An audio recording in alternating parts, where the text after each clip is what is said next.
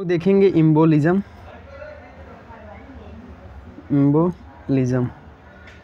तो embolism basically क्या होता है? इम्बोलिज्म होता क्या है? इम्बोलिज्म का मीनिंग क्या होता है? इम्बोलिज्म होता है, जैसे अभी मैं इसका थोड़ा आपको कंसेप्ट बताऊंगा, मैं आपको रटाई चीज़ नहीं बताऊंगा, कुछ लिखूंगा नहीं मैं। तो सपोज ये आपकी आर्टरी है, सपोज आपको कहीं से भी चोट लग गया, अगर अपने को कोई चोट लग गया तो यहाँ पे क्या बन जाता है? क्लोट बन जाता है, एक क्लोट बन जाता है। तो मैंने सॉरी ऐसे इम्बोलिज्म हम लोग देख रहे हैं, इम्बोलिज्म। तो इम्बोलिज्म सपोज ये आर्टरी है और यहाँ पे क्लोट बन गया, आपका क्लोट बन गया, तो क्लोट को हम लोग क्या बोलते हैं? थ्रोम्बस। और क्या हुआ? इसका थोड़ा सा पार्ट, सपोज इससे मैं लिख रहा हूँ, इसका थोड़ा सा पार्ट यहाँ आ गया, ये ब्लड में आ गया, इसका थोड़ा सा पार्ट। अब वो ब्लड में आ गया तो वो ब्लड में क्या करेगा? मूव करेगा, वो ब्लड में मूव करेगा। अब ब्लड में मूव करेगा, पर अगर वो छोटी कैपिलरी दिखेगी, अगर यहाँ पे छोटा कैपिलरी रहेगा तो वहाँ पे क्या होगा? फंस जाएगा, वहाँ पे फंस जाएगा। इसी को हम लोग क्या बोलते हैं? इम्बोलिज्म। मतलब क्या? डिअटैच पार्ट ऑफ द थ्रोम्बस, और बेसिकली क्या होता है? थोड़ा डिस्टेंस ट्रेवल करता है और एक जगह आके क्या होता है? फंस जाता है। इसको हम लोग बोलते हैं इम्बोलिज्म। अब बेसिकली दो टाइप के इम्बोलिज्म होती हैं, एक होती है आर्टरी इम्बोलिज्म, एक होता है आर्ट्रियल इम्बोलिज्म, और एक होता है वेनस इम्बोलिज्म। आर्ट्रियल इम्बोलिज्म और वेनस इम्बोलिज्म।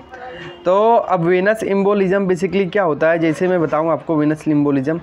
तो अभी जो वेनस इम्बोलिज्म है, अगर ये आपको मैं बताऊं तो ये बहुत ही ये वेनस इम्बोलिज्म जो होता है वो अराइज होता है डीप वेन से, डीप वेन ऑफ लेग से अराइज होता है। और वो जाके कहाँ पहुंच जाता है? ये जाके पहुंच जाता है लंग में, तो लंग में क्यों पहुंच जाता है? क्योंकि वहाँ पे छोटी कैपिलरी होती है, तो वहाँ पे जाके फंस जाता है।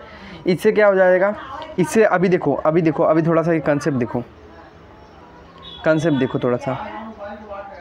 जैसे ये हो गया डीप वेन, तो वेनस सिम्बोलिज्म अराइज होता है deep vein of the leg से। तो अभी जैसे देखो, अच्छा अभी थोड़ा सा दिखाता हूँ आपको कि ये आपका हार्ट है, ये आपका हार्ट है, और ये आपका यहाँ पे क्या है? लंग्स है। तो लंग्स है यहाँ पे। तो अभी सपोज आपका यहाँ पे इम्बोलिज्म यहाँ पे फंस गया, ये अपोज यहाँ पे इम्बोलिज्म फंस गया, ये आपका राइट वेंट्रिकल है, और ये ब्लड यहाँ पे जब आएगा तो यहाँ पे पुश करता है ना, यहाँ पे अपनी लंग्स में पुश करता है, लंग्स में पुश करता है अपना, हाँ।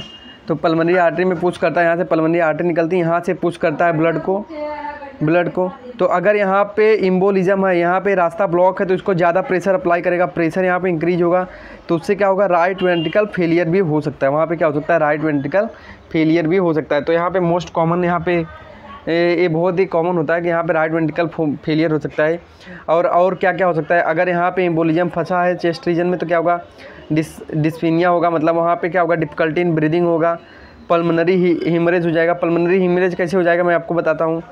पल्मोनरी हिमरेज, जैसे यहाँ पे बहुत सारी आर्टरी है, बहुत सारी आर्टरी में ये इम्बोलिज्म फंसा हुआ है, तो यहाँ पे प्रेशर डेवलप होगा, तो आर्टरी वहाँ पे फट जाएगी, तो वहाँ पे ब्लीडिंग हो जाएगा। तो पल्मोनरी क्या होगा? वहाँ पे पल्मोनरी हिमरेज हो सकता है, और पल्मोनरी इन्फेक्शन हो सकता है कि यहाँ पे ब्लड सप्लाई ना मिले तो नेक्रोसिस हो सकता है वहाँ पे, तो पल्मोनरी इन्फेक्शन हो सकता है।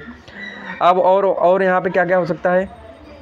और यहाँ पे मैंने बता दिया RVF तो हो ही सकता है आपका, और या तो हो जाए वो आपका जो ये यहाँ पे ये बना हुआ है थ्रोम्बस जो बना है वो डिज़ोल्व हो जाए, बॉडी में मैकेनिज्म होता है वो डिज़ोल्व भी हो सकता है, तो ये भी हो सकता है।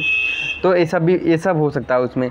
और एक होता है आपका, मैं बताता हूँ, एक होता है आपका फैट इम्बोलिज्म। क्या होता है? Fat embolism. तो फैट इम्बोलिज्म, तो बेसिकली फैट इम्बोलिज्म कैसे होता है? ये होता है due to fracture of long bone, तो अगर कोई भी लॉन्ग बोन है तो उसमें फ्रैक्चर हो जाएगा, तब बेसिकली फैट इम्बोलिज्म का चांस होता है। तो अभी बेसिकली मैं बताता हूँ कैसे होता है। हाँ, सपोज ये आपका फीमर है, और यहाँ पे फ्रैक्चर हो गया, फ्रैक्चर हो गया। तो जो लॉन्ग बोन होती है उसमें बहुत ज़्यादा फैट होते हैं, तो वहाँ से वो बोन मैरो में से जो निकल के, सपोज यहाँ पे बोन मैरो, तो बोन मैरो में से निकल के पूरे जो है यहाँ पे फैट मॉलिक्यूल्स आ जाएंगे। तो यहाँ पे क्या बन जाएगा, ये फैट एम्बोलिज्म हो जाएगा। क्या हो जाएगा, फैट एम्बोलिज्म हो जाएगा। तो इसी को हम लोग क्या बोलते हैं, फैट एम्बोलिज्म। इसको हम लोग क्या बोलते हैं भाई, इसको हम लोग बोलते हैं फैट एम्बोलिज्म।